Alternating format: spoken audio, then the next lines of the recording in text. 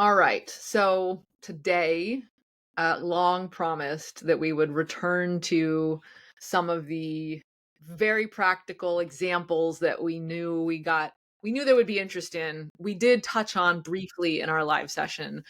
But for those listening or watching, Kyle and I did, compile all of the things that people asked in that session that we didn't get to. And we're looking right now at a pile of sticky notes in Miro that are basically multiple variations on the same kind of requests, like please share some safe to fail fast stories for fast and actual learning, or what are some stories of a project from beginning to end, like from the problem and opportunity identification all the way through, who was involved, how did it go, what is a recent example of applying complex adaptive systems thinking that you felt really good about? How did it go? How did you do it practically? People keep adding these adverbs, practically. Like I can hear what they're really, really wanting. What success stories do people have about moments of deep and wide voluntary engagement, et cetera? So there's many more, but I'm curious, Kyle, where you might want to start. Obviously, I will also throw some things in, but what's your... I'll maybe start with a good story. You have one? That's kind of the thing, is I'm curious, do you and I even struggle sometimes to grab. I have several examples, Yeah, but like I even think, okay, well, do they want to hear this, or this? So let's just go. Let's yeah. hear what came to your mind I've got right there. a We'll riff. couple top of mind. Let me grab one and we'll see what it sparks for you, Yeah. and we'll spiral And from I'll, there. more than our previous couple chats, we will probably end up asking each other questions, like, dare I say, podcast host style, because I feel like I Right. can absolutely channel what I'm assuming people want to hear out of you, and vice versa. So Yeah. whatever, we'll see. Let's go. Yeah, and I'm going to really steer into the spirit of this question and kind of pick up on the seeds we were talking about last Mm-hmm. time, Mm-hmm. because there was a lot of seed planting in this, where I had already, I'm at Capital One. I've already got those Slack channels going. I'm already doing a few presentations. I'm dropping articles. I'm dropping podcasts and YouTube videos about stuff. And so now I'm building a public persona within the organization of somebody that is interested in this stuff and having those conversations. And this Mm-hmm. has been going on for months at this point. And meanwhile, there's obviously all other work going on. And somebody sort of knocks on my door and says, I've got a bit of a problem. I thought this would be a great service design opportunity. I'm in a service design role at that time. We are looking at the experience of developers internally. And we sat down, we interviewed maybe 20 or 30 of them, and we wrote down all these notes. We tried to create journeys for each of them individually. But now we want to blow this out and take a look at the tech developer experience within the organization. Yeah. And it doesn't come together. Yeah. And how do you make that into a service blueprint? Yeah. And I had to go gently, because my instinct was to say, "Ha, it doesn't." I told you so. And that was just like an enthusiastic sort of response to go, "Excellent, I'm ready here. Let's go." Yeah. But that was obviously would have been the wrong answer. I would have probably scared them away at that point. Yeah. And I would So, have to interject and say, I think most of us, you, me, and probably anybody listening here, can identify with that. So maybe if you've done it, yeah, I it's was a at good thing to the call out. Fight that. impatiently waiting at the starting line, and the gun just fired. Yeah. And the instinct to jump was all there. Yep. I was sweating tonight. It was like a Ren and Stimpy kind of like sweating projectile-y moment, Yeah. and somehow like having the reserve to just slowly walk off the mark was the Yeah. right answer. Yeah. And I'd missed that opportunity more than once, which is Right. how I learned that. Which might be honestly a prerequisite that I think most people don't appreciate. You probably have to miss those opportunities many Absolutely. times. So those of you Yeah. who are lamenting that you're missing them or you haven't had them yet, sorry, you're gonna have to go Yeah. through several of them before one of them actually unfolds. Yeah. Be frustrated. Having the why don't people listen to me? Why don't people get it? That's the barrier of entry. That's the cost of admission Yes. into getting the people that are interested, because Yeah. it changes our relationship with them if we're Yep. willing to reflect on that and say, I'm a participant in that rejection, not it's their fault they don't understand it. This is obviously a thing, right? Yeah. So Uh, so I kind of steer into a bit of the Socratic method where I'm saying, okay, so if I'm understanding this right, there is a very linear sort of relationship between all of this, and you want that depicted in this very linear framework of a service blueprint. Yeah. No, that's not it at all. If it was linear, we'd be able to figure it out. Okay, so it's chronological. It links up cleanly. No, that's definitely not it. Like, so I went through those sort of like questions to understand. Well, it makes sense. So a service blueprint doesn't sound like that's the tool that's going to work. No. So do you have anything in mind? And I kind of had to overcommit myself, honestly, and say, yeah, I'll absolutely tackle this. Yeah. And then immediately like jump on YouTube and start like hunting around and do a bit more homework on ecosystem mapping and how to play with this. And at this point, I knew a bit about stock and flow diagrams, and I'm going, that's not it. This is not all Why not? handoffs. Why not? That good question. So it was not about transference. It was not a movement from point A to point B to point C that I was tracking, or even a duplex transference. That was not it. Mm-hmm. And that was Mm-hmm. an unnecessary way to depict any of those relationships. But Yeah. then, as I was reading through all of this, the only thing that was truly necessary was understanding the interdependencies, which Yep. meant all I had to do was connect a line between two nodes. And if I could find a way to pull those nodes out of this document and come up with a bit of I'm going to say the word taxonomy, but that's not exactly it. But if I come up with a bit of a categorization system, which is a long way Yep. of saying taxonomy, to say this is what constitutes a node, and I can connect those lines, then I can depict this thing. Well, that seemed simple. I used something first time out that I had heard referenced as the 5 Rs. Have you Mm-hmm. heard of 5 Rs? Yeah. So for anyone else not familiar, this is the roles, this is results, this is rules, it is resources, and then Oh, it's relationships. oh, So that's right. Duh. relationships isn't the Hang node, that's the on. line that connects, right? Yeah. So I was able to go through, and then I broke down resources to these were like documents or information versus an application, or Mm-hmm. soft resources versus hard resources, that kind of thing. And Mm-hmm. then I was able to identify roles as in independent people versus teams or functions of people that but might not be teams. So an auditor might not be a single person or a single team, but it might be multiple people throughout the organization that could handle that role, essentially. So had to kind of like color code that and have like a subdivision within that. But once I was able to create that, it was great. I took maybe 18 pages worth of this SOP walkthrough documentation and converted it into about 600 nodes. And I then had this star map in front of me. And that's what it became known as colloquially when it was finally like strung up. And I was really nervous that now I'm going to put this in front of people and they're going to say, what am I going to do with this? It took me Yeah. 3 weeks.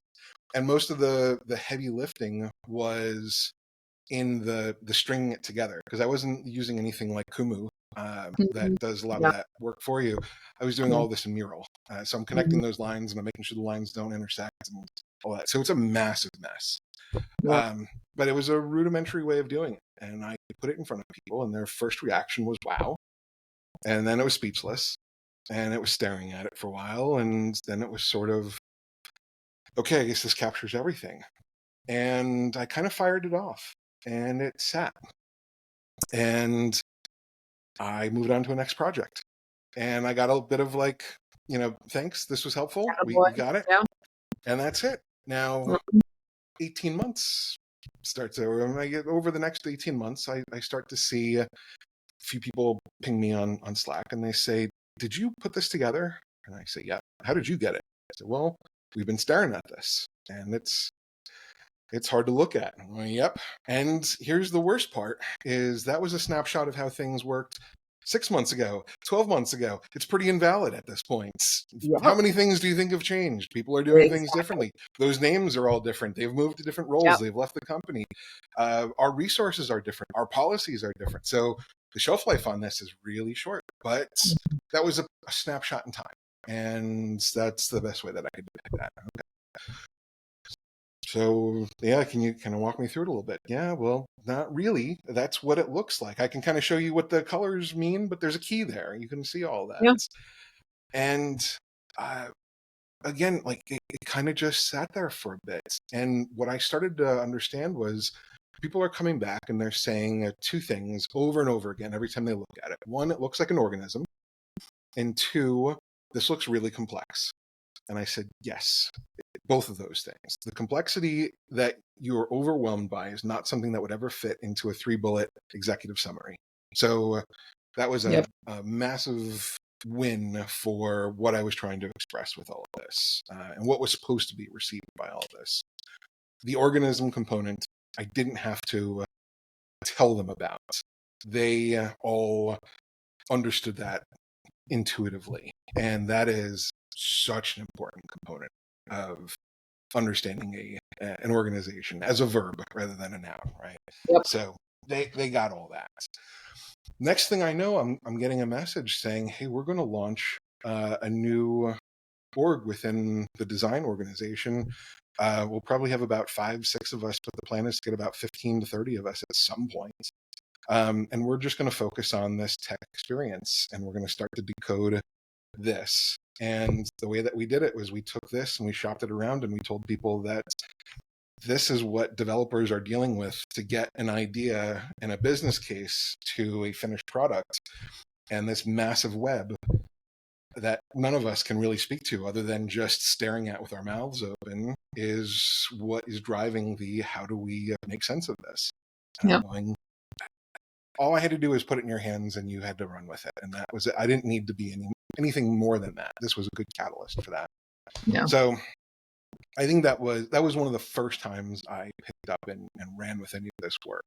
And it was a gentle sort of introduction. After that, I had a bit of a brand and now I had a case and all of this.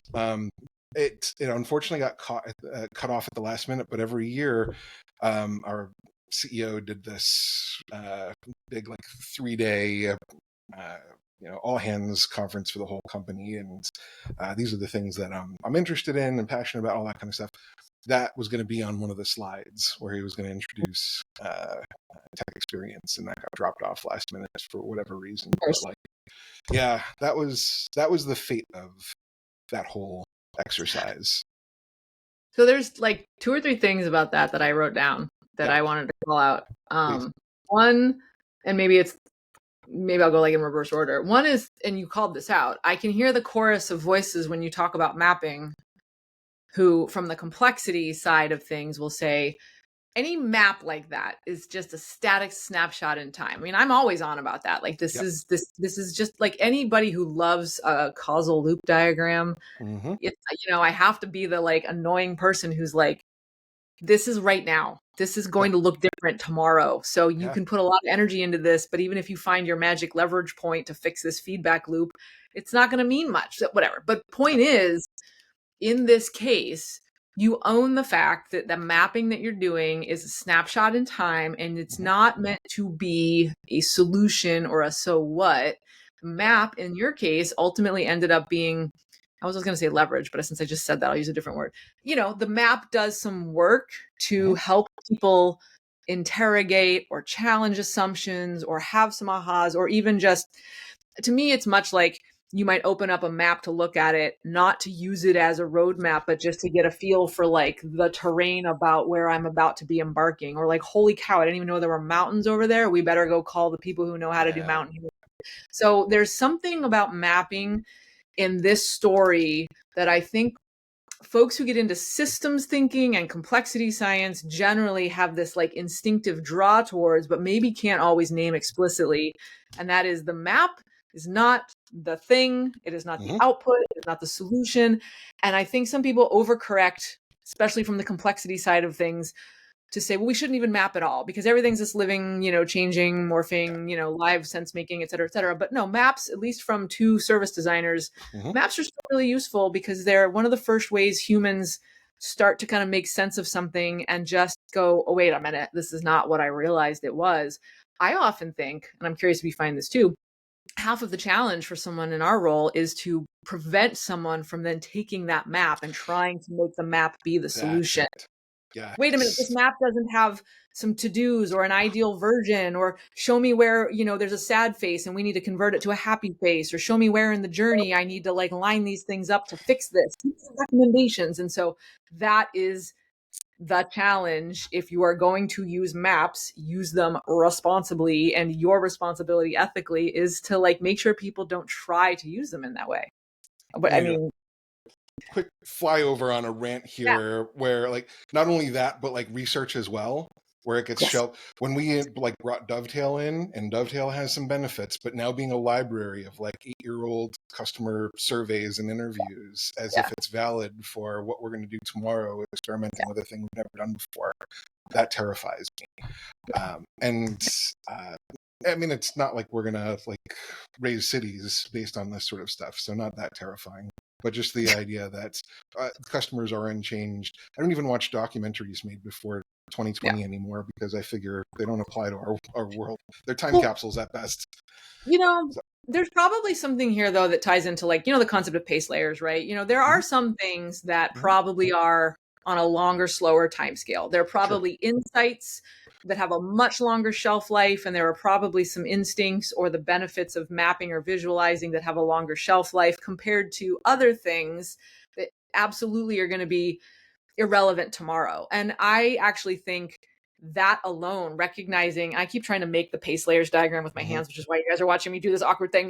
Google it. If not, if you don't know it, just Google pace layers. You'll see what I'm thinking about. But, the idea being that it's less about knowing these insights are good for 6 months and we need to repeat this every 6 months. These insights are only really good for this month or this context. And I don't think it's that. I think it's truly just acknowledging that there are things, insights, knowledge, things we might Yep. map, dynamics in a system that are operating at different altitudes, but also pace layers. And that alone is important as a skill to then ask, where is it? We may not even Hmm. know when this is no longer relevant, but we need to be thinking about how we know which insights are as relevant for as long as they will be. And it intersects with I forget, did Tom Kerwin write something recently? Somebody wrote something about like different time boxes for work, containers Hmm. around work. And Yep. the same I think that's the Tom. same idea applies here, but less about activities and more about how long, what's the shelf Yeah. life of anything you're working with. And I think it's Right. less about assigning an expiration date to things, which is the Hmm. first instinct, and it's Right. more just always be in the habit of interrogating, are we past our shelf life? Give it the Yeah. sniff test. Yeah. I love that. The sniff test is the right way to do that. I love that. So, what is bad research? What do old maps smell like? Is Yeah. such a You can look at the, like, cool way to keep sell-by it. date on Mhm. the thing, but, some Uh-huh. foods, if you're past the sell-by date, you're not gonna fuck with it, and other Yeah. foods, you're like, "Ah, this smells fine, let's go." Yeah. How do you know? What's your sniff test in your organization That's or in your environment? I love that. The I'm glad you're digging into mapping. This is I've never really used Wardley mapping, but I like paying attention to what he's got going on because I love the way that I he have a thinks little about. bit. I do like his Okay. stuff. Yeah. I don't do a lot of customer facing stuff, and I find that that is really Yeah. I haven't found a way to like think of customers omnidirectionally the way that Yeah. it would work Yeah. in a Yeah. Wardley map. But I love the way that he thinks about the difference between a map and a graph and the function Yes. of Yes. what he does, and so I've applied that. I think at this time I didn't know it, but now after being exposed to what Simon's work, this was a caricature. At some point in this process, I had to give myself permission that I was not mapping an infrastructure. This is not something that is laid with any permanence, and I was Yeah. not showing a path from one point to another. I was depicting something bound in a context. This was Yeah. from the point of what is the tech experience. I could look at this entire experience looking at through the lens of governance or compliance and use all the same nodes, but wrap it up very differently and include a whole bunch of other nodes, and it would probably drop Totally. off a few others. Totally. It would still be valid, but it's a it's a caricature of what we were just trying to make sense of and understand. And so Yeah. as a caricature, it's just that catalyst for sense making. One of the things I've actually described kind of similar to that when working with clients is I'll even say, so this is not a blueprint like an architectural diagram or an engineering diagram. This is more like those kind of fake polished images that you see when a building's proposed and the architecture firm creates the like little, here's the fake people and the fake trees, and it's giving you a feel for something, right? I mean, there are very Mm-hmm. many different versions of that. So that's not always the case. But I think our roles as practitioners who are applying complexity science, part Mm-hmm. of that role is helping others understand the ways that maps do and don't function. And the Wardley Yeah. mapping is a really good example because it is rare that I might engage in like true rigorous Wardley mapping the way that, his process is outlined. Mm-hmm. But I do think the value in even thinking about the phases through which things are more or less, commodity all the way to custom, vice versa. Like there is Right. just the nature, like to your point of graphing that, and that logic you can apply to a lot of things. I will say too, and then I'll come to my other bit that I Mm-hmm. called or wanted to call on. I also appreciate, I think more and more people are starting to kind of interrogate like mapping in general in like systems thinking because it is where we all go. I think it's human nature, cave paintings onward. We want Sure. to try to get our arms around something. The notion of rich pictures in Mm. systems work, or like is it giga mapping that Berger Sebelson describes in the One Complexity book? Like Uh-huh. there's this notion that like if we can just create the large enough, rich enough detail, get our arms all the way around it, then Mm-hmm. we can finally dot dot dot. And I am finally seeing more and more people challenge that, not throw away the baby with the bathwater, not challenge the importance of visualizing or mapping, but just be a little bit more nuanced and critical in how we engage and understand that the act of mapping is to support our own sense making, not to identify a solution or to communicate a recommendation. It might be to illustrate something, it can be a vehicle, but anyway, so that's my TED talk on mapping, which my other point I'll get to, but you go ahead. I was going to say, and I don't know if you've sniffed this too, and I've got a quick question for you after this also. But like, I don't know if you've sniffed this, but I've noticed a bit of ego in the mapping as well. If we can only build our tower tall enough so that we can witness the breadth of our kingdom, um, I'm going to take this away, and I'm going to be able to show everybody all the things that I own and that I'm accountable for, and that's and then I go, yeah, well, we map this. This is the stuff. This is the inventory of things. Now let's get to the other issues here. They're all these are these, this is the dynamics aren't very clear in all of this. The power Yeah. structure is Yeah. multi-layered, and it's I don't want to hear all that. I just want to Yeah. take inventory of my things. Yeah. Ooh. You All know right, what it's like? project's Well, over. yeah, there's that. There's the instinct, I think, for some people when it's like, if I can like zoom out or get that big enough, rich enough picture, like Mm-hmm. I can see the matrix. Right. I'm Oh Neo yeah. now. Yeah. Do you know what you're doing when you're kind of like, I can see the matrix, I'm Neo? You're like, I have a godlike view. Right. Okay, do you have godlike powers to like change the system as a whole? No, you Right. don't. Stop. If you Right. truly Right. understand complexity science, you know that's not the case. But to your point, there's this weird territory kind of not creating boundaries per se, but it is kind of like, here's my kingdom. What you described as you were talking reminded me of, say, the difference between, if you've ever looked at the electrical diagram for something, like if you've ever bought Mm-hmm. like a device Sure. and flipped through the instructions and you see your little circuit diagram with your resistors and your Oh yeah. capacitors or whatever. And for those of us who know how to read those, like great. But if you don't, you look at those and you go, well, this is gibberish. Like this isn't what I see. But what you know, no matter who you are and how much you know about electronics or not, you know that diagram is not the device, Right. nor is that diagram the experience you have engaging with the device, right? Right. That thing tells you the voltage in the circuit, where the resistors, capacitors, and other things are, gives you some level of information about what dynamics give rise to the function of the device. Mm-hmm. But the actual device as it sits, like say it's a VCR, ooh, I love it. It's like the drama. I was like device, and it was like VCR. Jen, how old are you? Okay, sorry. The device I know is that. Yeah. a television, a laptop, but like Mhm. you've got the device in front of you. it doesn't look or feel at all like the circuit diagram. And on top Mm-hmm. of that, your experience of using it is not the device itself. Mapping is so similar. It's like 3, 10, 15, 20 layers removed from everything that sits on top of it. I So love that. It's not yeah. even the PCB doesn't even look anything like the schematic either. Yeah, Like yeah. it's You open it up, it this never looks like massive that, web, right? and Forget it. it's Forget this it. tiny little rectangle, but it's this massive blown out schematic, right? It's funny. I've actually never used this explicit metaphor with a client. Now I just want to have a slide with like those two images side by side. That's going Yep. in my next like presentation. But Yeah. I do think that is, again, it's a responsibility we have to help people understand some of these nuances when it comes to the role of mapping. Because when someone's like, what do you do with complexity that's different? And I talk about mapping and they're like, we all map. That's not, but there's an important nuance to understanding the limitations.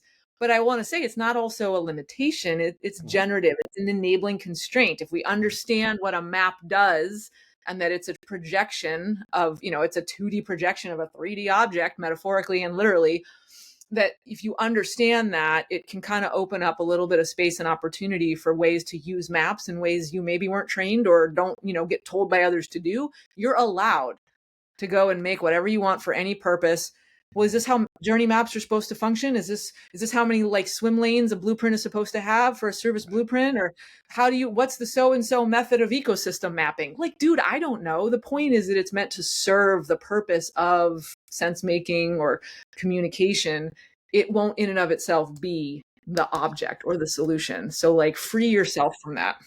Yeah. Okay, So my go ahead. question for you though Okay. was, with that, you were saying you struggle to not hand this over, or you struggle explaining to customer or your clients when you hand this map off to them that they're not like, excellent, I've got the keys, I understand how it all works.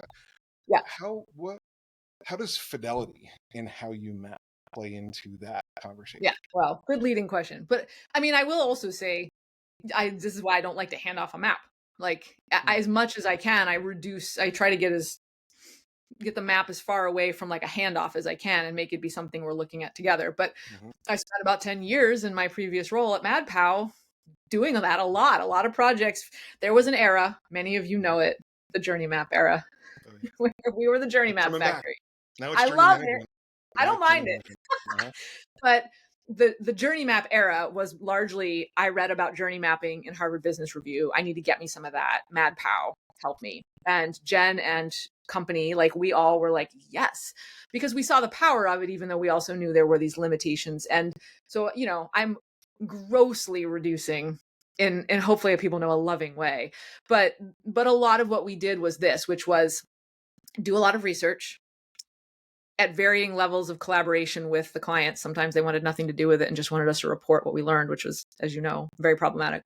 Mm-hmm. As well as how participatory and, whether I would call it co-design and co-research or not is its own conversation, but basically pour what we learned into a map and then deliver the map. And the expectation was that the map was going to make everything good. We're going to somehow follow or look at the map and realize exactly what we need to do. And one of the things I started to do at MadPow, and I don't say me like lone genius, like what we all started to do together, but helped me to think through was we can't squirm our way out of the map as a handoff deliverable in a lot of cases. We couldn't back then. Now I won't do that. I won't, I engage clients from the get-go without that expectation. But then I realized we need to start sneaking in the rest of the stuff. So that the dynamic you described, where that map got put in a drawer, or, whatever, a year later, someone finds it or pulls it out. When somebody finds it, minus the context in which it's created, which is so key, can they make some use of it, like something in a message in a bottle or a time capsule that ties it back to some context and regenerates, almost like this thing's been like frozen, crypto kind of regenerates, reanimates this thing and restarts the dynamic rather than the map doing the work. Is there something that travels with the map that can, like, when found, reanimate the dynamic on their side? So we started putting things into our maps, whether they were conventional journey maps or service blueprints, or we made some very unique maps that were forms that I don't think have a name. And that was the most fun of all. Mm-hmm. But we would include information in them that was more directive and thus made it so that when we have to, by virtue of what we've agreed to contractually, deliver a high fidelity map, which was often non-negotiable, the high fidelity map brought some things along with it that have been in this frozen state. And then when somebody somewhere on the other side actually engages with it, they go, okay, wait, there was some context here that's important that has changed. Let's go back and interrogate what changed and what that might mean. And or we just included the key so what. If you think about a series of actions or next steps you might take in that portfolio of safe to fail experiments, we would just put them right in the map. So then if somebody wanted to ignore the map, they could at least just run with those. But to answer your question directly now, having given that My level, biased leading question. Yeah. yeah, if at all possible, I actually try to keep the fidelity of maps as low as possible to avoid that temptation. Mm-hmm. Thankfully, I do think maps went through, like anything else, personas, jobs to be done, any other kind of framework, the pendulum swings. They went through the era of everybody needs them, and then they don't solve all our problems, so we hate journey maps and we're over them. So because of that, it's made it easier now where if someone does want some kind of mapping, or they sense that we need a visualization or an artifact to like assist this, it's much easier for me to make a case when I'm working with clients that we're going to keep this as low fidelity as possible, because that allows it to be more living, more flexible, more sustainable. The sustainable word travels a lot, really. It'll take you far. This will be more sustainable if we put it in stickies and Miro, where your team can continue to grow and refine and change this every month, rather than me creating this beautiful high fidelity PDF that you might love, but you're paying money for someone to design and then again tuck into a folder in your SharePoint drive that no one's going to look at. So that case is not a hard one to make in 2025 because of the hype cycle that journey maps and other blueprints went on, but that applies to anything else. So like, long story short, I hope folks appreciate why I wanted to give all that backstory. If there are things like this that you're trying to fight that temptation, holding things as low fidelity as you can are really key. Do you find that? I mean, I assume you've got similar.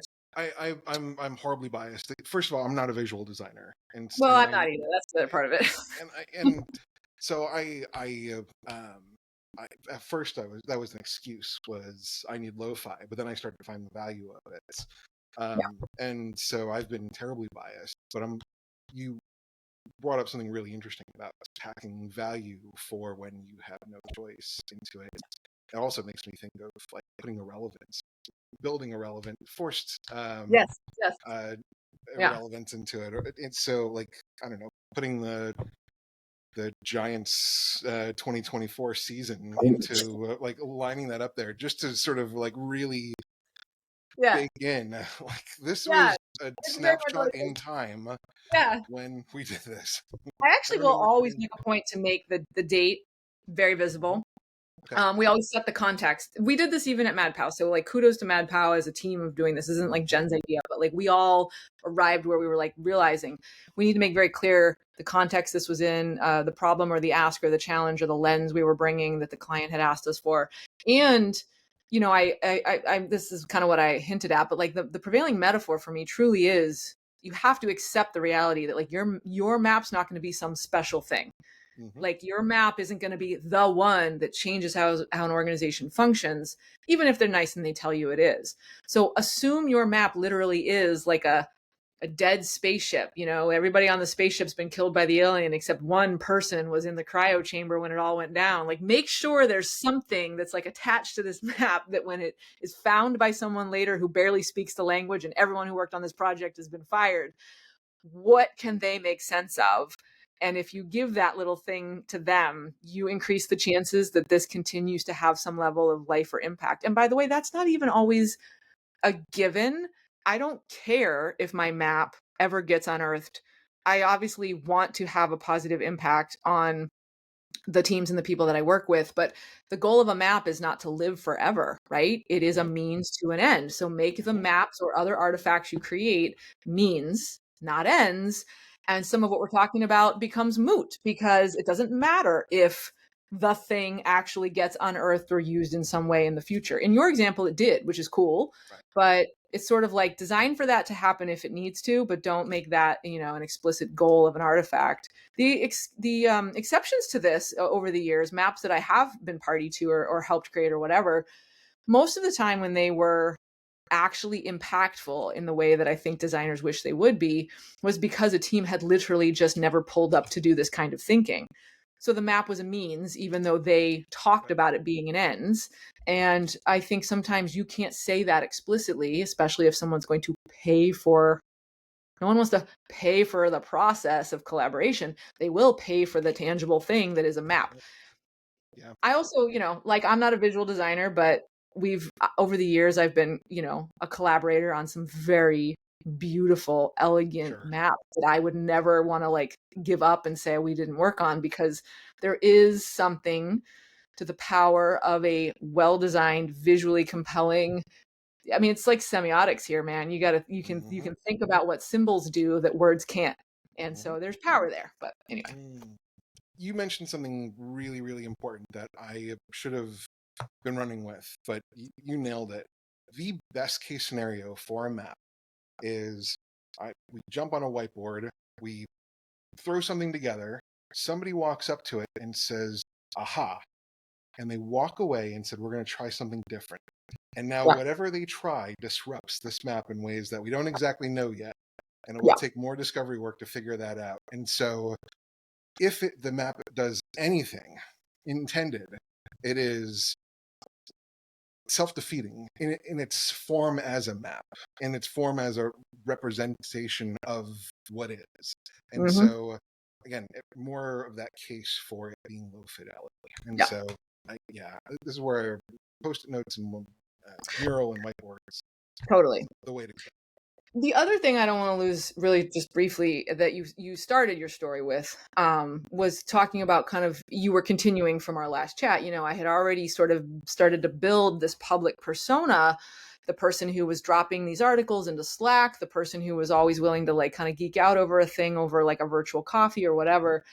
And I think that's worth highlighting as well for people who do want to hear more stories like this or learn how to bring more of this into their work, is that it doesn't start with there's a need and I solve it. It doesn't even start with I've identified an opportunity and someone gives me the permission or the lever to work on it.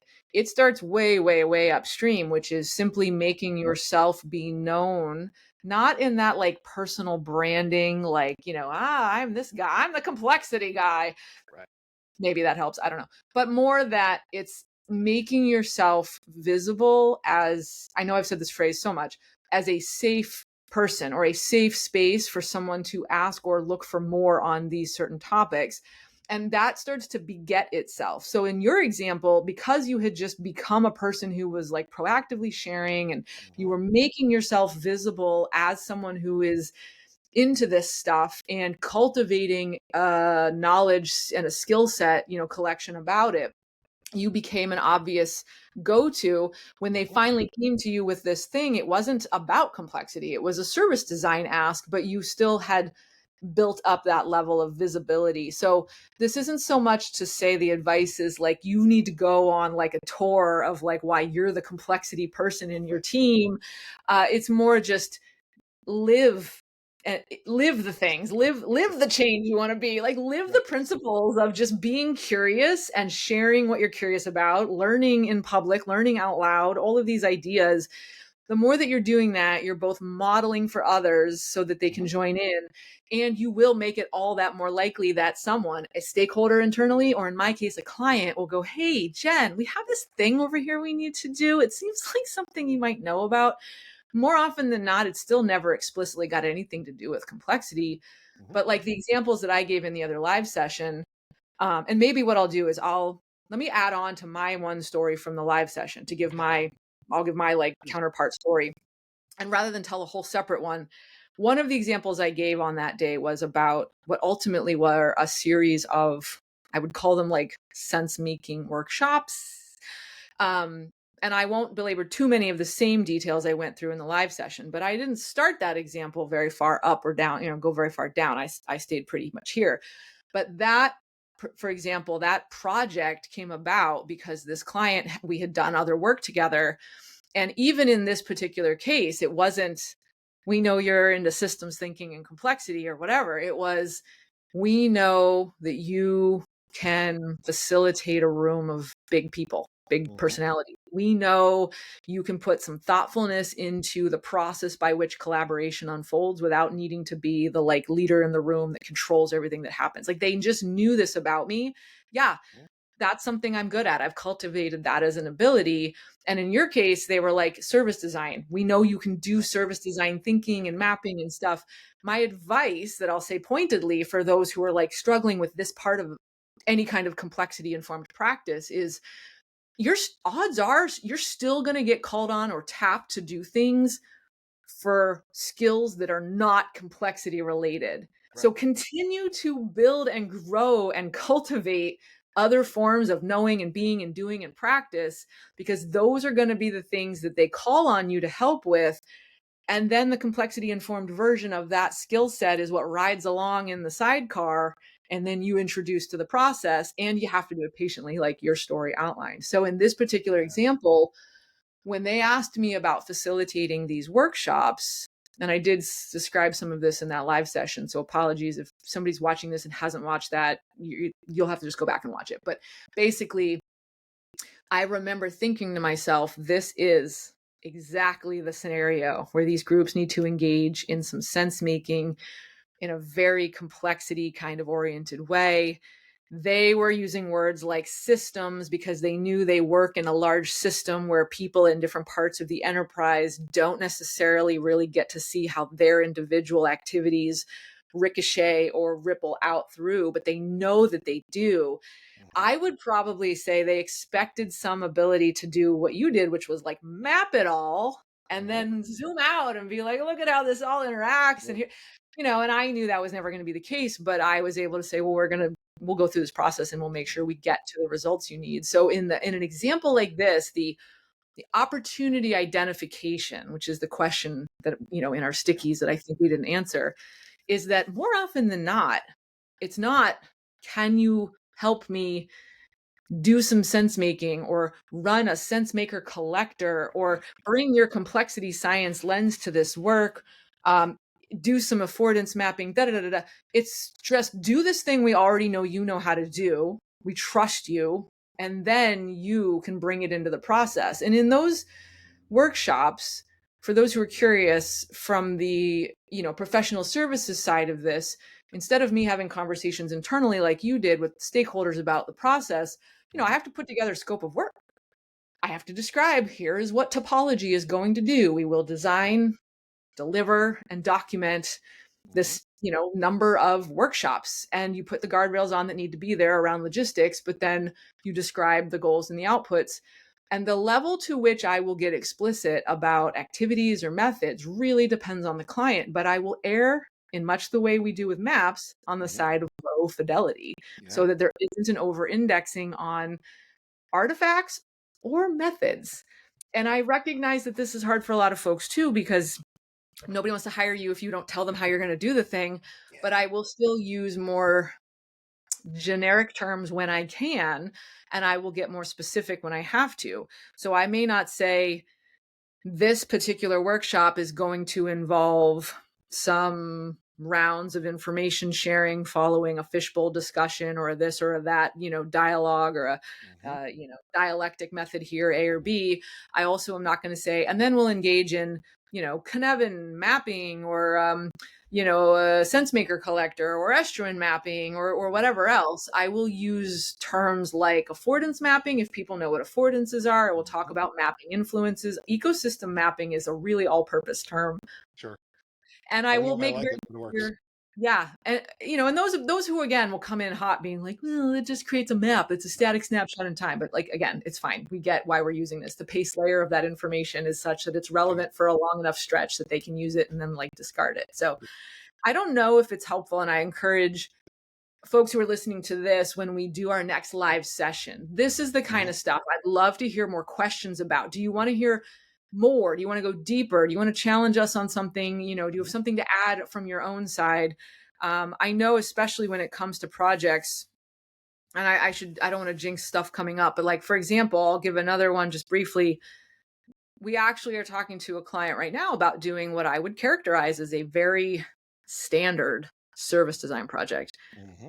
Talk to a number of internal employees and then assess where in their day-to-day work is there a lot of friction that if we could find ways to reduce that friction would be good for everybody, would make their work easier or more productive or more meaningful or more impactful, and where that will also save money for the business, right? You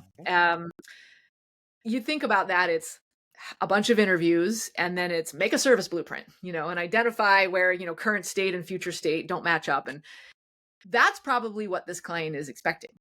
And that's what I've put in the scope of work, because I know that this client will have no appetite for the jargon of complexity.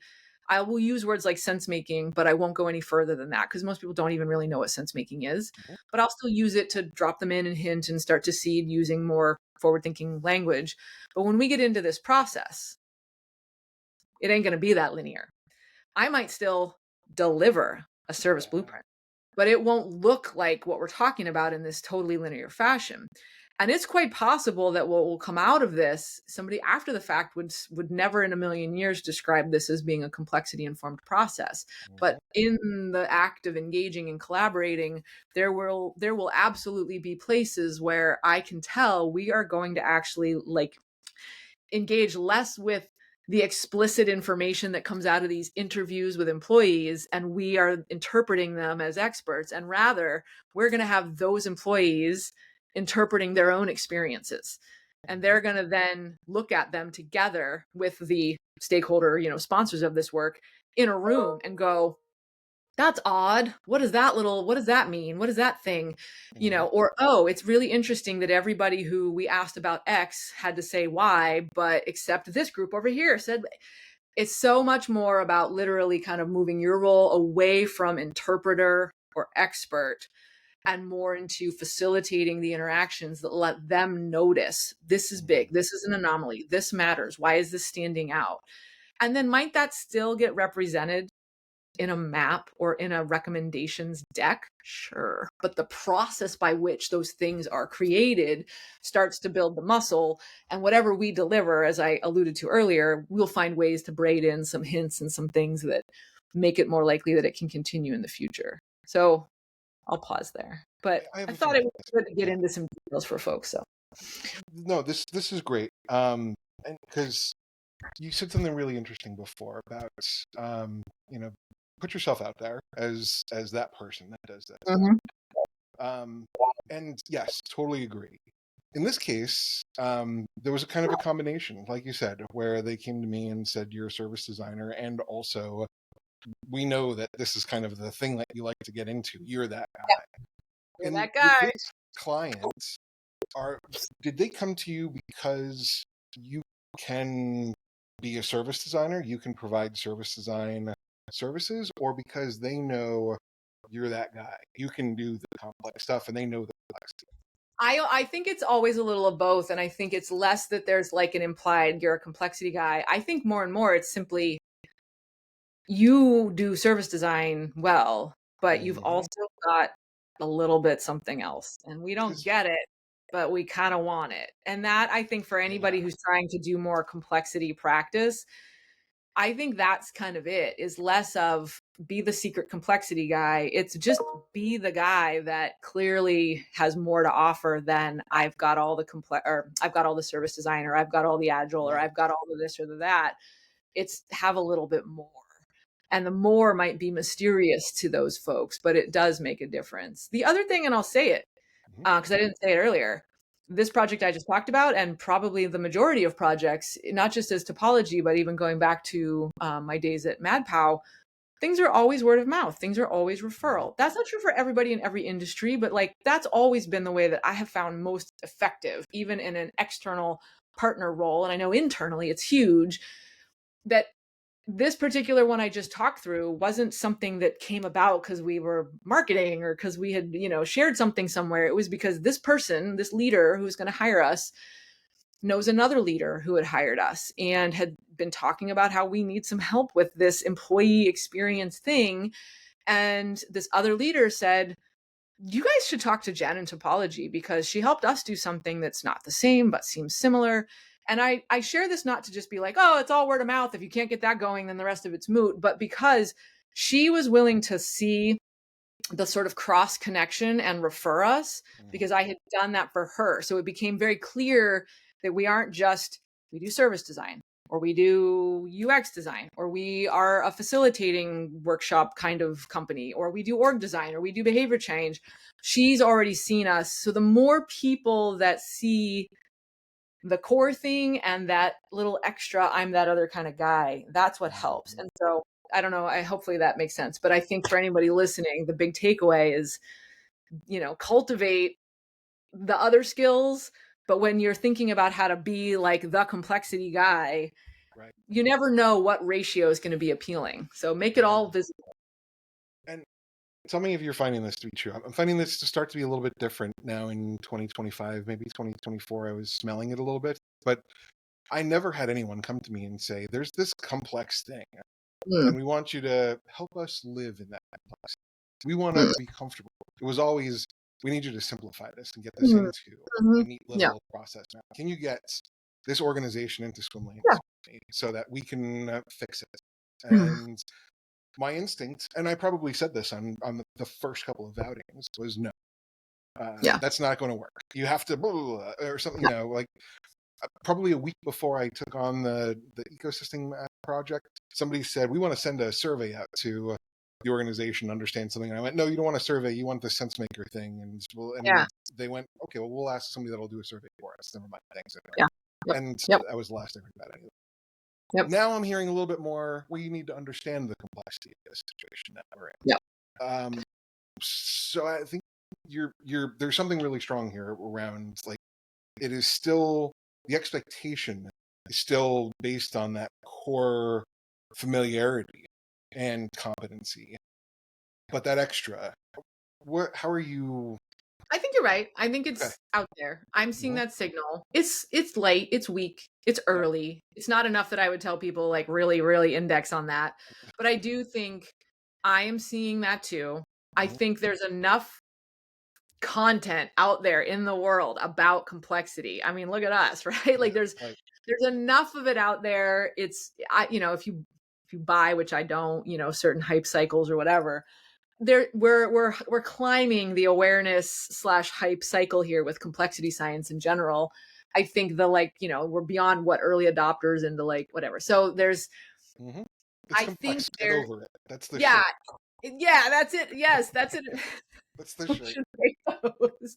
But That's that's it. I think there are there are increasing signals to me that people are starting to kind of get it. Like, okay, it's complex and you can't reduce it. Okay, well, I still got to do something about it. So get right. in here. And that's going to be a good thing, but it's still early. Those people are going to be great clients or target audiences or collaborators, but there aren't necessarily enough of them to, found your entire business on serving yet. Yeah. And actually, even if there were, I don't think would be the right move, because you still want to keep kind of like sneaking and cultivating and planting the seeds kind of further downstream. Hmm. But anyway, long story short, too late. Yes, I agree. I Yeah. think compared to even a year ago, for me to talk about, which by the way, I always do, even in a project where it's never come up and nobody wants to hear about it, I will sneak it in even in just like the earliest interactions, whether it's a kickoff meeting Hmm. or if we're about to do a workshop, I do my little spiel in the beginning. And I'm always just saying, here's a little bit of something I want to plant for you all. It's food for thought. Put it in the soup today.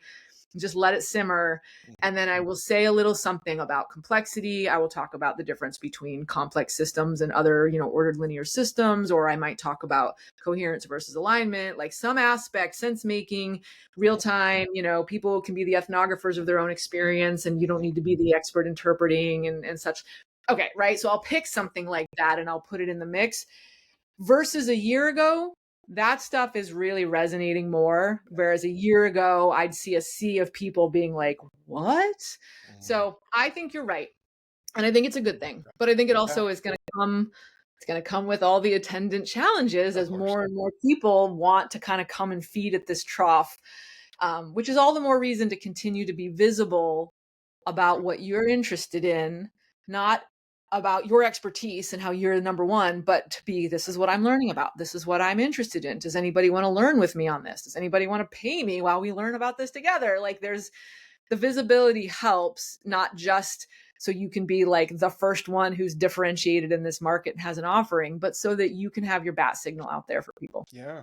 And I think you said it, like the expectation is still to an extent, how do I fit this non-chronological, possibly messy thing Yeah. into a chronological representation? Yeah. And you're gonna not necessarily sit down and say you can't do it, Yeah.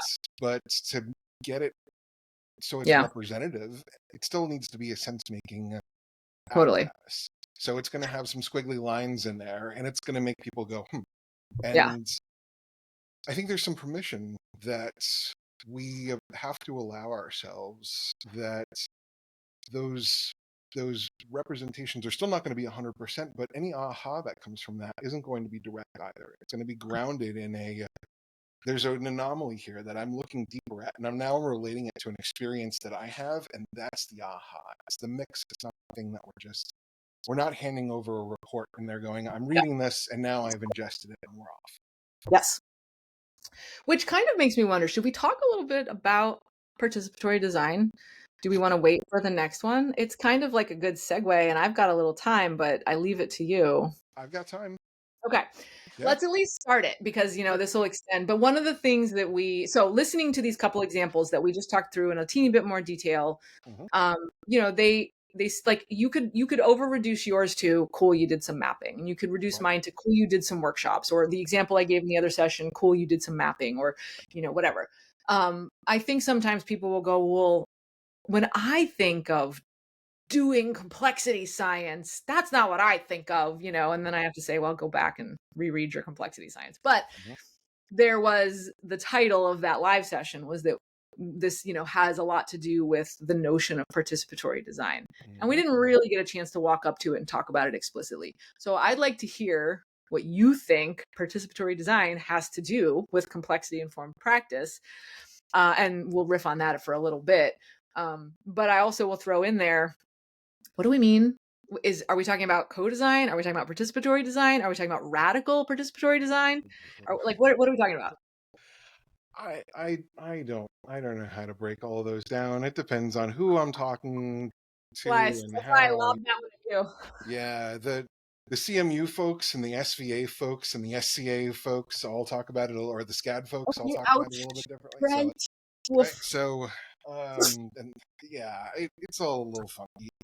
Um, it really comes down to me, um, the changes in these systems start with behavior, and that behavior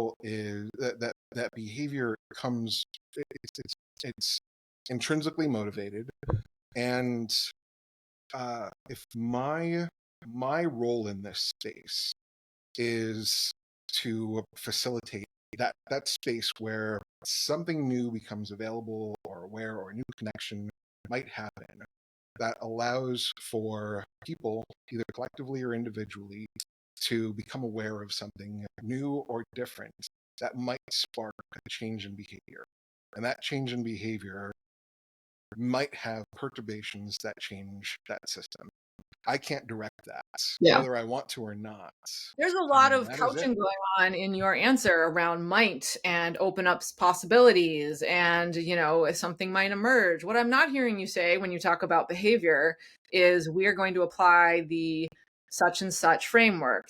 We know we have COM-B in the behavior change wheel. We have self-determination theory. We have lots of really good evidence-based Mm-hmm. understandings of behavior, but we're not talking about identify a target behavior, Right. identify the capabilities, opportunities, and motivations that need to exist to enable that behavior, and then go in and like a lever, open up this door, remove this barrier. There's value to that in the right Sure. context, where some context is narrow or constrained enough that linear Yeah. theory of change and logic model can Directional. be Yeah. reliable. Mm-hmm. But I'm calling out on purpose that you have very, very deliberately used more open-ended, open system language about facilitating the possibility of something and letting the emergent thing unfold, only hopefully in a positive way, because you have done things to put enabling constraints in place or what have you, that it makes the thing that emerges more likely to be good than bad. We'll see. That's how it Right. works. Okay. All And right. there's no world that exists where that's not participatory. Yeah. That Yeah. that's All right. that's I'll take that's it. not. There's no space making without participants. There's no awareness of people that are living within the space that change is happening without participants. So we don't mean just recruiting like a dozen users of our service, getting them together in a workshop and having them help co-design a solution and then Mhm. sending them on their merry way with a $100 gift card for their time. Yes. That's Yes. not Thank you for participatory. clarifying that. That needs to be clarified. Which I like, hey man, like disclosure. For a That's couple fine. years at MadPal, Yep. that's what we did. And Yep. not because it was bad or wrong, but because that was as far as we were able to push our clients. Yep. That was a radical departure from the prevailing norm that Mhm. was you get in a room with the client and design the solution.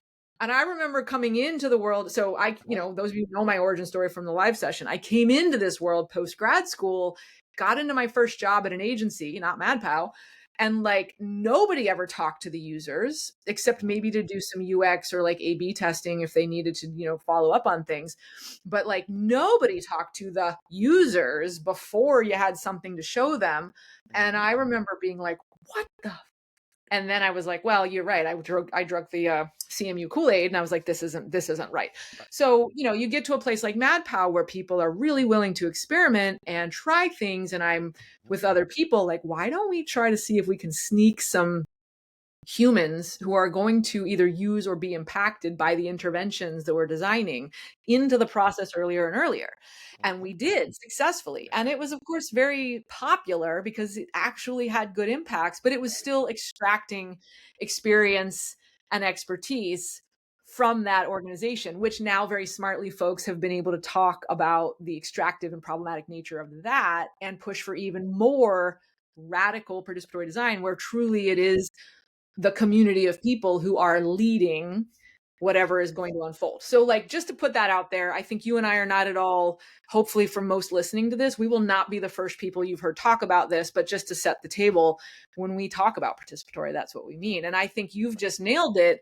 If you are truly trying to embody an understanding of complex adaptive systems in your work, there is no way for you to do that that is not inherently collaborative, collective, participatory, however you want to describe it.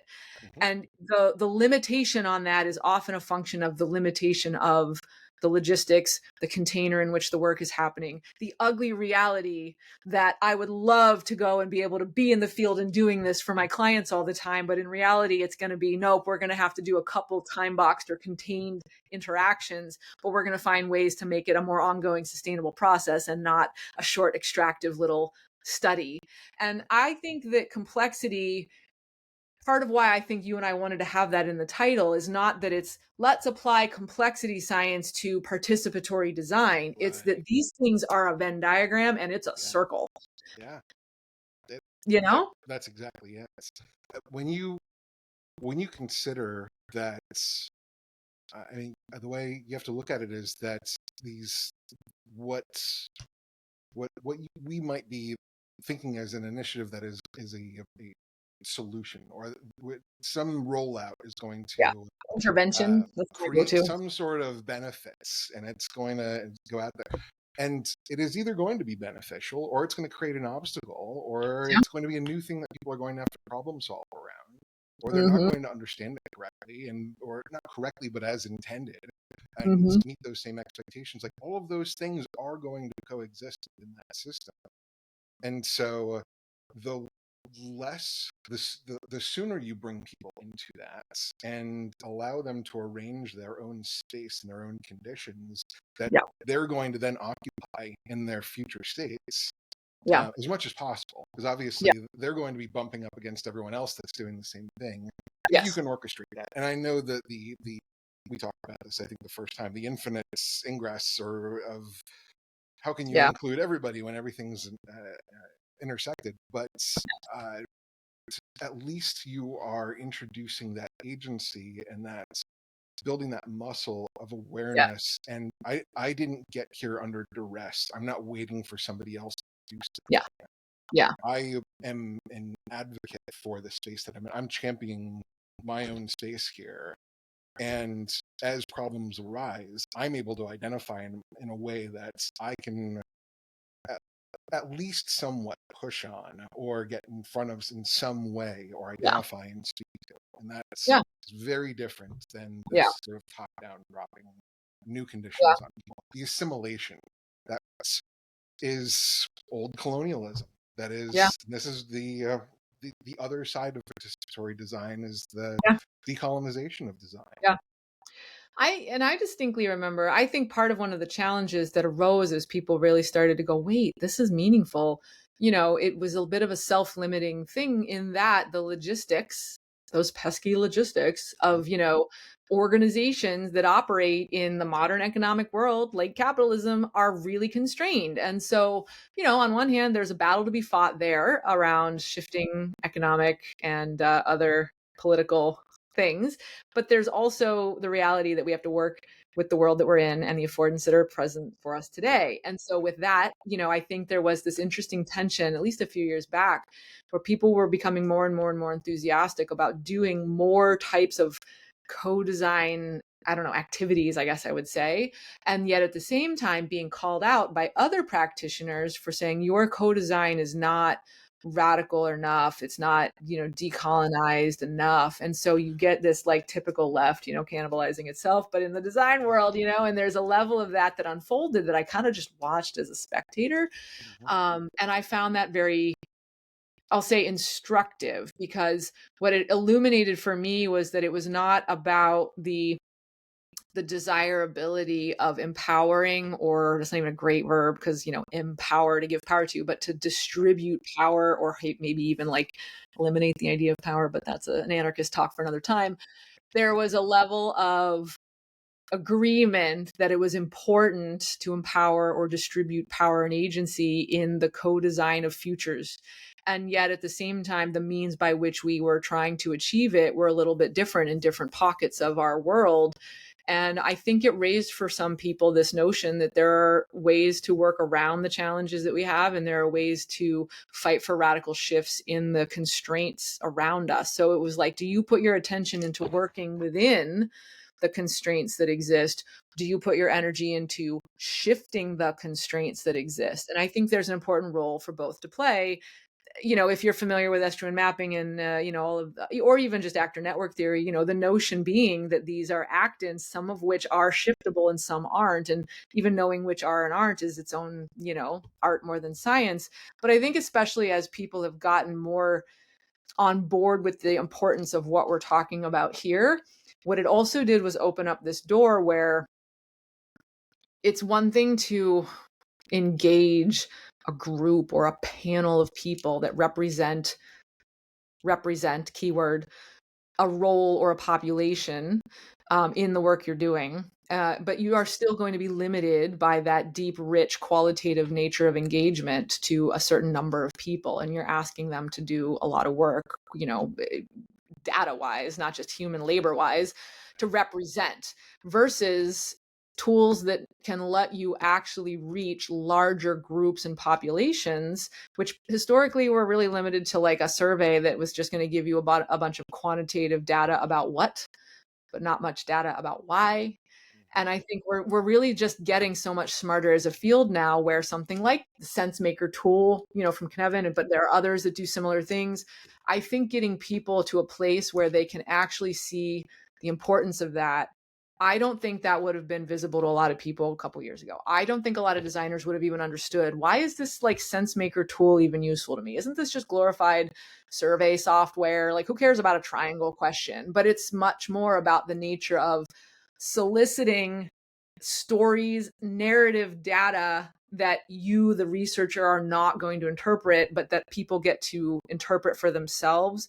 And then on top of that, more for me, the co-design comes in when you look at what comes out of that process. So we talk so much about co-design. Do we mean co-design with users? Do we mean with customers? Those aren't always the same. Do we mean with internal stakeholders in the business? That's yet a third group. And then of course there's a million variations on that. So I think that the tools that complexity science give us allow us to take a complete end run around all those questions. It doesn't matter if you are wearing the hat of a patient, a caregiver, a doctor, an internal employee, a CEO. You're a human in this complex adaptive system. Therefore, your stories, your experiences, they get to be included, and tools that allow us to look at that en masse Mhm. are really valuable. But I don't think maybe even 10 years ago, design would have necessarily seen that. They would have said, isn't this just quant? We need more qual. And in my mind, now we get both. Yeah. Yeah. And, you know, think you brushed on this a little bit before, but I think I think before when we were looking at uh, co-design and qualitative research, it was all in the name of like maybe we can put a little bit of gloss on our usability, on our viability, just a little bit. It was a look. Mm-hmm. It was something we wanted to play with, but it was kind of Mm-hmm. we're gonna have some fun with this and push it. Yeah. But as we're talking Especially about if you this, did stuff like generative activities, we've got them mhm, making things with Legos, we've got them oh yeah, making things with pipe cleaners. You just mhm, add this richness. Yeah, guilty.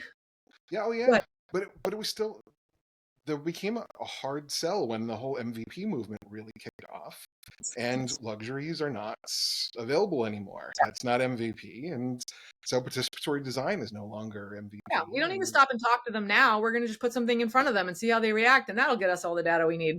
right, we're getting rid of researchers altogether. The POs are just going to start DMing their friends in the other departments and asking them to validate the hypothesis we have, and we can move on. That's valid in a lot of places, unfortunately. But now I think, and I know this has been toyed with for a while, but the idea of design as risk management, Yeah. when you really understand complexity science and participatory design, the role that we are now playing in risk management is massive. And not Mm, just in are we losing money by building the wrong product, but by what kind of problems does this solution create for other people? yeah. Or what what red team situation do we Yeah. create that we're unleashing on the world when we build this thing? Because we are now so interconnected in ways that we can't see. Yeah. We need this degree of rigor of small interventions, as much participation, and as diverse point of views as possible to sit at that table and to Yes. interrogate and examine it so that we're Yes. aware as we make those small moves. I That's love this because it's our new kind of risk like, management. it's something. So, like, I remember way back the very first time I heard someone say, it was in a client, like a sales call, a pitch or something. Somebody, I don't even remember when. It was probably at MadPow. It might have been prior, but somebody more senior to me at that time, was trying to advocate for research in a project. The client wanted to cut it from the process, from the scope that was being pitched. And I remember this person who had probably read one of the many articles, probably that DMI one with the like graph, the ROI of UX or whatever. But Right. they said this is um, a means of buying down risk. Is that's the phrase they use. Mhm. And I remember seeing the client just kind of look like, oh, I can speak that language. All right, let's go. And I went, Yeah. that was all it took. What? But Right. it was, and it's not like an automatic. It's not a whatever. It's not a silver Yeah. bullet. But to your point, that was I don't know what 15 years ago probably on my end that I first heard someone do that, and I remember thinking it's very smart. Mhm. Appeal. Really, at the end of the day, it's appeal to what scares somebody, figure out what terrifies, and Yes. then help reduce the terror. Yeah. Terror management theory. But Right. there's an evolution of Mhm. that risk management here, where back then it was, let's buy down the risk by investing in this upfront research so we know as much as we can and we can cover all our blind spots. Right. Now it's beyond that. It's much more about ensuring we have diverse perspectives. We have not just our blind spots covered because they can't be, but we're actually acknowledging that there are going to be these second, third, fourth order and beyond effects. We know we can't anticipate them all, and we know we can't avoid unintended consequences. But if we build for ourselves the means so that we can be reading those signals earlier, we Right. are definitely reducing the risk. It just looks different than, let me go do my shopping and my homework before I make my choice. And it's so much more about now establishing this infrastructure, flexible, That's it. that can help me keep avoiding risk along the way, because at any moment when something goes wrong or unintended, we're much more able to react to it. So buying down risk is less about buying down risk in my one choice to buy my Apple protection plan at the beginning of my purchase. And now Mhm. it's, I got to put something in place like antivirus software. It's Right. ongoing all the time. And it's like scanning and making sure when something looks a little bit odd, we take care of it. Wow, Yeah. that was a weird metaphor. And I almost don't know if I want to leave that, but it's like Apple protection plan versus versus I'm game. Run with it. antivirus Run with it. software. Run with it. This is kind of part of I think a core component of the human sensor networks too. Like I was saying before, Yeah. assimilated people are not sensitive to anomalies because they are being drugged through a world of anomalies into a new space. But Yeah. participants that are designing their new space have Yes. the agency to Yes. notice and Yeah. respond and are now participants in that risk management, not in the way that we say today, where everybody is a risk manager and or responsible for risk in their company, and so they have to take a Yeah. couple of e-learning courses, and now they're responsible. Yes. But in Oh, true ways where like yeah. this weird thing happened, and maybe I should pull the cord, is now actually in the hands of people, and that should also give the credibility through the entire organization when that thing Yeah. has been established.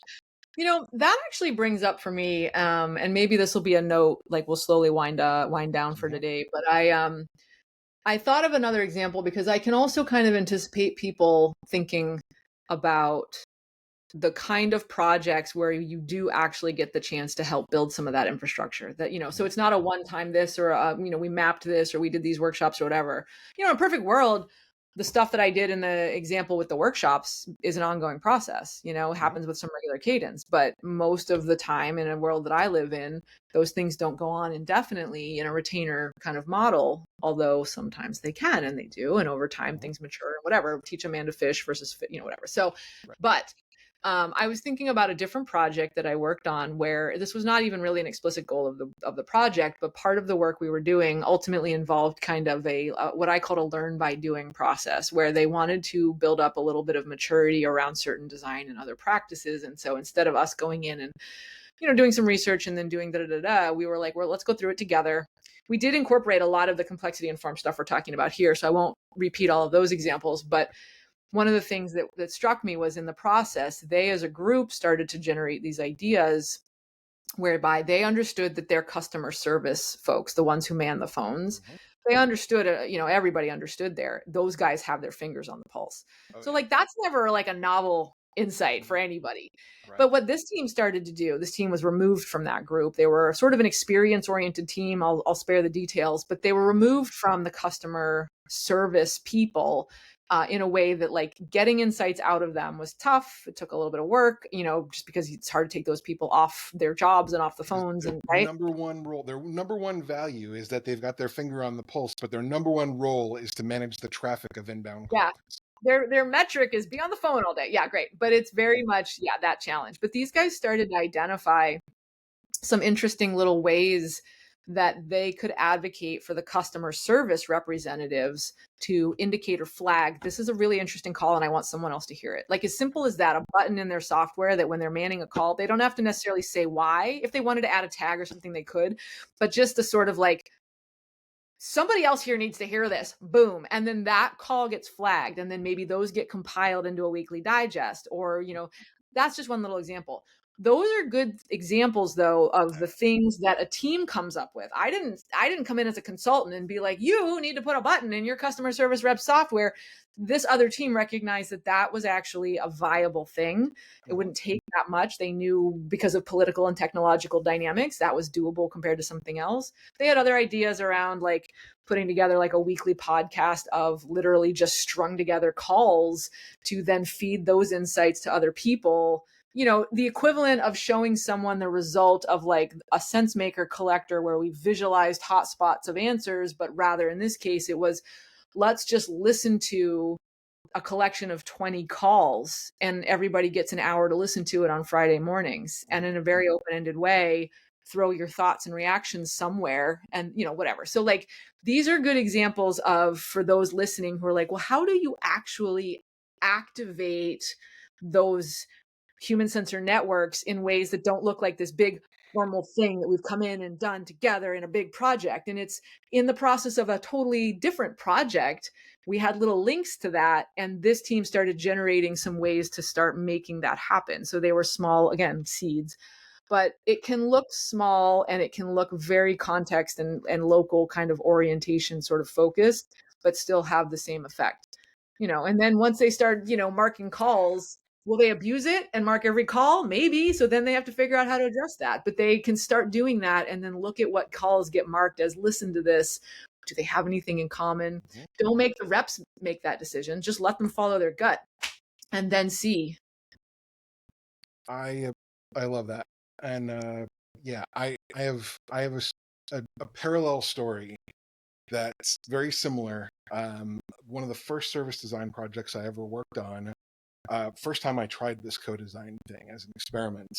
And I was a product owner masquerading as a service designer. Probably wasn't even really fully aware of service design, but more design thinking at the time. But this was really run by tech and operations. And the problem was number of errors that were in this workflow. Mm-hmm. And ops needed to make sure that the errors were reduced and that they maintained their service level. That they had all these options and all these features, and they were able to show that to all their internal customers.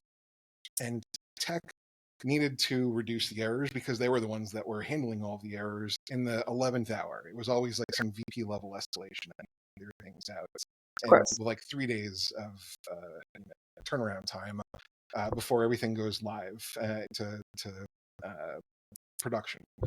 Well, they're running the show for the first 6 months, and I'm sort of in the back seat a little bit, just watching all this go down and sort of just supporting as a bit of a coordinator. And they realized speed of market was what they decided they really needed, was that they kept getting calls from people saying, we need something immediately. All the escalations, we need this turned around immediately. This is urgent, that kind of stuff. So they interpreted it as our customers need speed of market, internal.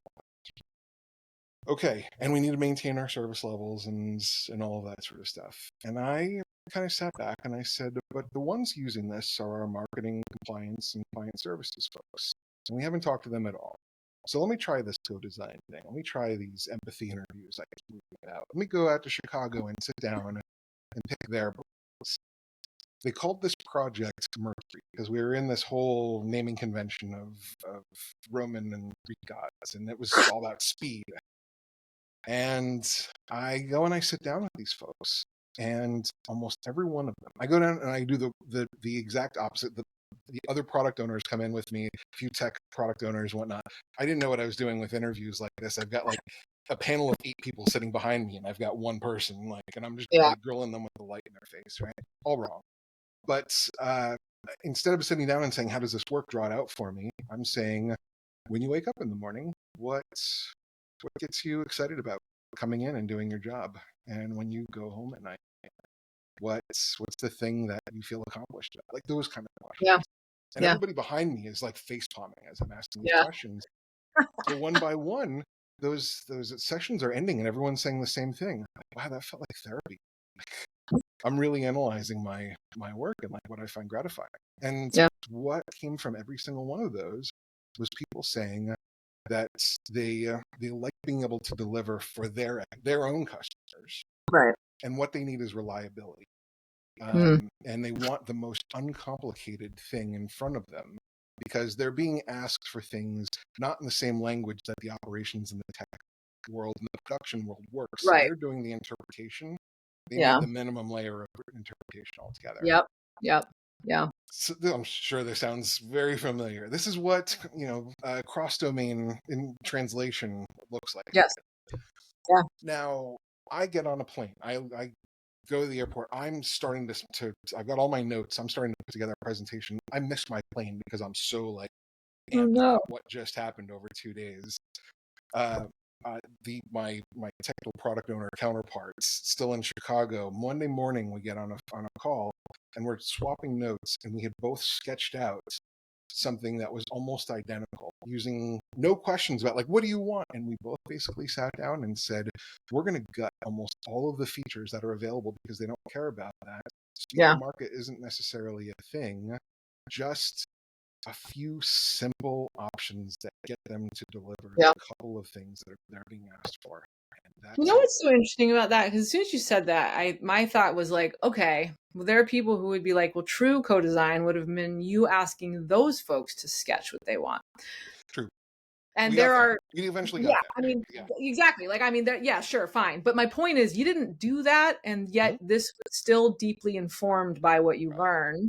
Yeah. And I think that it's important for anybody who's out there and a very big proponent of co/participatory/ blah blah blah design Right. to, like with maps, remember there are all these like shades of gray, Mm-hmm. because there have been times where, for example, when I'm working with folks in that very participatory way, I also sense that there's like a certain, it's not for me to solve, I don't know, I just want to like tell you my experience, and I want to interpret my own experience.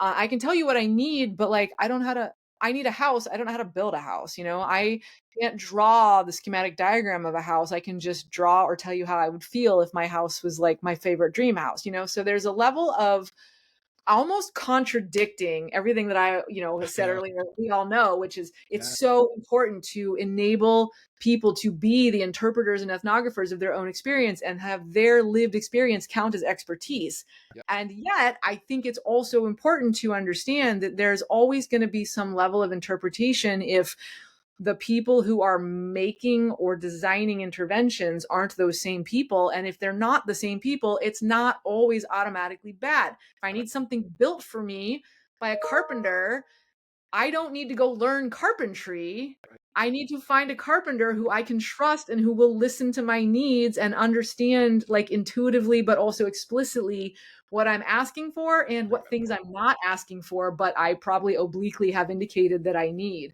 Yeah. Actually goes back to the surgeon metaphor, which I think I shared earlier. It's the same Mm-hmm. idea. Yeah. Like, you just need to know that the surgeon is actually listening to you. You don't That's need to know the details of what you're, that's anyway. a So I just had to great way. mention that. As soon as she said Yeah. draw, I was like, how many workshops did I have where people wanted to ask the users to draw the screen, the wireframe for a tool? And I would, reluctantly agree sometimes, because there were times where it was meaningful. But actually, what often happened is if I was able to win the fight and say, we're not going to ask people to draw a screen because there's a lot of stuff about that is fraught. What we are going to do is give people paper if they want to draw on it. We're going to give them lots of fun little things and collage type materials and whatever, Mm-hmm. and let them create something that just represents abstractly, what they Mm-hmm. would love to experience. And people would make these fantastical things. This is not in and of itself co-design, but what I'm describing are these generative make tools kind of style Right. exercises, which I think are very valuable, which can be part of participatory design.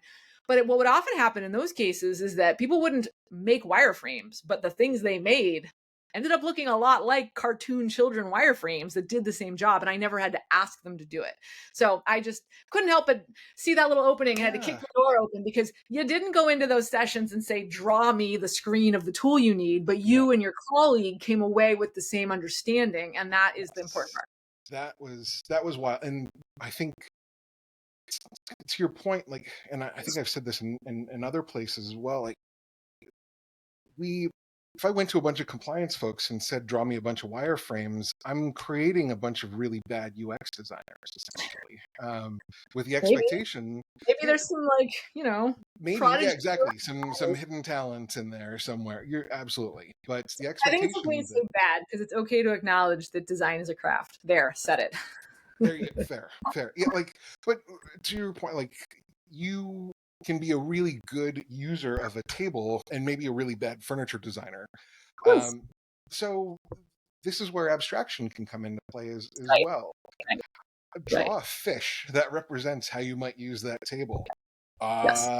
That's a challenge. That's interesting. But can we interpret that to show what is important about a table? That's all we're trying to get to.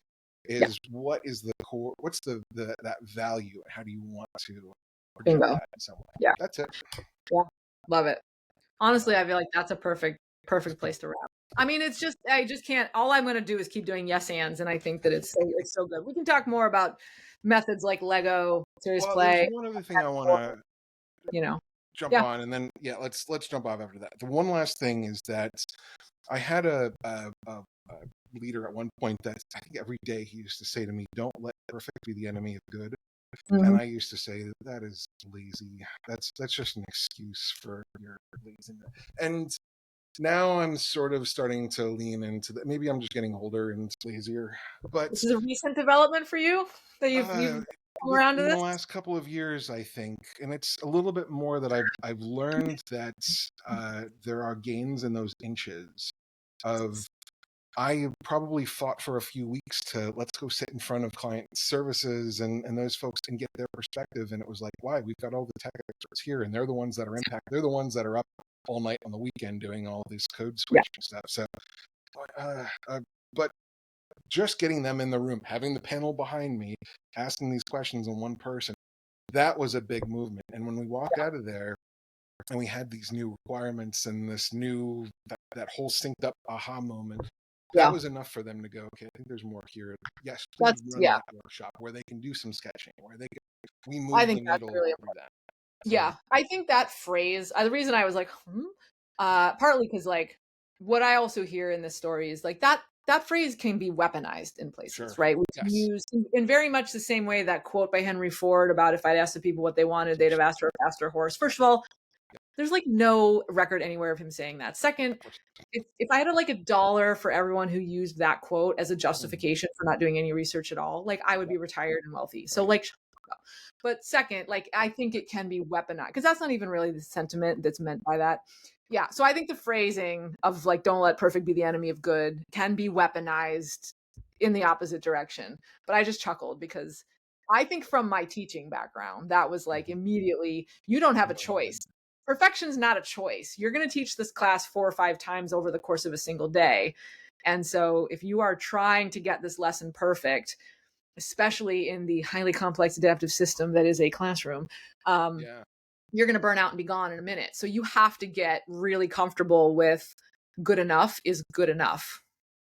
And then you iterate. And, one thing I'm on about lately is iteration is not the same as learning and improving and adapting, which we'll come back to some other fun time. But iteration is sort of like necessary, but not sufficient. And teaching gives you yeah. all of those opportunities to iterate multiple times on a product, even in the course of a single day. And so I am all for that sentiment There's about perfect and enemy of there's good. But something about that. I imagine the same people that are really passionate about teaching and educating kids that are also really passionate in the same way about co-design and epistemic justice and inclusion and equity and all of these things. That's that level of passion to say, well, you're going to have to make a whole bunch of compromises and be comfortable with it.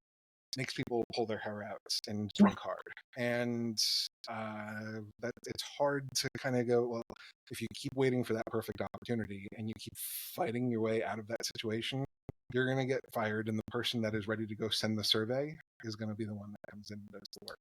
And that's a huge loss. So good take the callback. small win, but take the inches. Perfect. Perfect way to end this. Good callback Let's and call it. perfect punctuation. All right. Excellent. So, till next time. Let's call it.